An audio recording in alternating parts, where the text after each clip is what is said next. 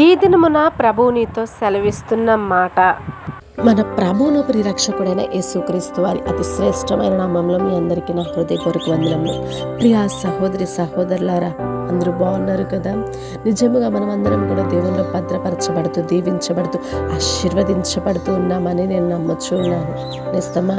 నీవు ఈ విధంగా జీవిస్తున్నావంటే, ఈ విధంగా ఈరోజు నీవు బ్రతికి ఉండి దేవుని కార్యాలు ఈ లోకంలో నువ్వు చూస్తున్నావంటే అది కేవలము దేవుని కృప మాత్రమే. నిస్తమా, ఈ ఉదయకాల సమయంలో దేవాతి దేవుడు నీతో మాట్లాడాలని ఆశపడుతూ ఉన్నారు. మరి నీవు వినడానికి సిద్ధంగా ఉన్నావా? అలాగైతే వాక్యాన్ని ధ్యానించుకుందాము. విలాప వాక్యములు 3వ అధ్యాయము 27వ వచనము. విలాప వాక్యములు 3వ అధ్యాయము 27వ వచనము. యవ్వన కాలమున కాడిమోయుట నరునికి మేలు. దేవునికి స్తోత్రం. హల్లెలూయా.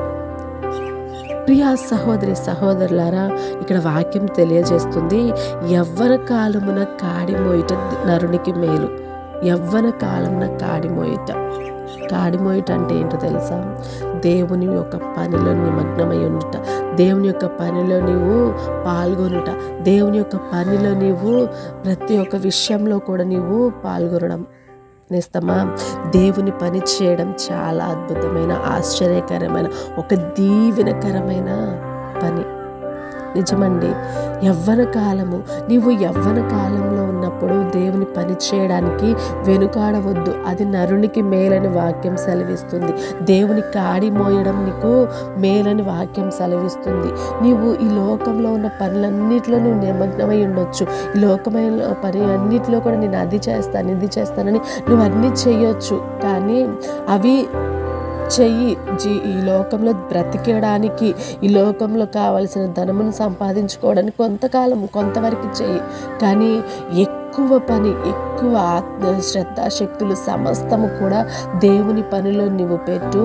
నీ జీవితము అనేక రీతులుగా అందరికీ కూడా ఒక ఆశ్చర్యకరంగా, అందరికీ ఒక మాదిరికరమైన జీవితాన్ని నీవు జీవించబోతావు. దేవునికి స్తోత్రం. హల్లెలూయా. నిస్తమా, ఈ లోకంలో మనం సంపాదించుకునేది ఏంటో తెలుసా? దేవుని ప్రేమను అనేకులను నీవు పంచినట్లయితే, దేవుని గురించి నీవు అనేకులకు చెప్పినట్లయితే, దేవుని ప్రేమను అనేకులకు నువ్వు చూపించినట్లయితే, దేవాతి దేవుడు నీకు అనేక రీతులుగా నీకు తోడై ఉండి సమస్తము నీకు సమకూర్చి జరిగించడానికి దేవుడు సిద్ధంగా ఉన్నాడు. ఈ యవ్వన కాలంలో నీ జీవితాన్ని ఎటు పోనిస్తున్నా ఒక్కసారి ఆలోచించు. ఈ లోక మర్యాదలు చొప్పున నువ్వు జీవిస్తున్నావా, లేకపోతే దేవునికి ఇష్టానుసారంగా నువ్వు బ్రతుకుతున్నావా? ఒక్కసారి జ్ఞాపకం చేసుకో. నేస్తమ్మా, ఈ లోకమంతయు అశాశ్వతము.